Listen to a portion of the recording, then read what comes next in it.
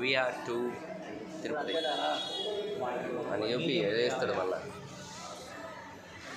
So guys we are waiting for her train.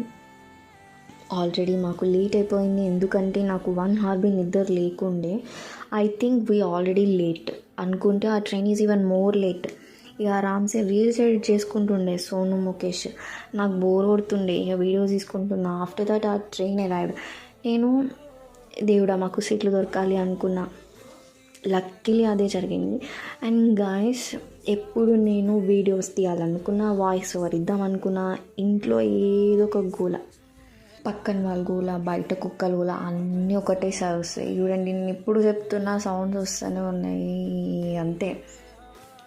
And బయట fog మాత్రం ఆ డే మస్తు ఉండే, అసలు చాలా మంచిగా అనిపించింది. అండ్ మస్తు చలి కూడా పెట్టింది. ఇక్కడ సోను ముఖేష్ కలిస్తే వాళ్ళ కథలే అలాగుంటాయి. ఎందుకంటే వాడు ముఖేష్ అస్సలు గమ్మున ఉన్నాడు, ఏడిపిస్తూనే ఉంటాడు ఏదో ఒకటి. ఇక్కడ మీరు చూడండి, ఫస్ట్ ముఖేష్ కథలు చూడండి ఎట్లా చేస్తుండో. అండ్ సోనుని ఇది చేసి నాకు ఏడిపించడానికి అట్లా చేస్తుండు వాడు. అంతే, ఎప్పుడు కలిసినా ఇట్లనే చేస్తుంటాడు ఎప్పుడు.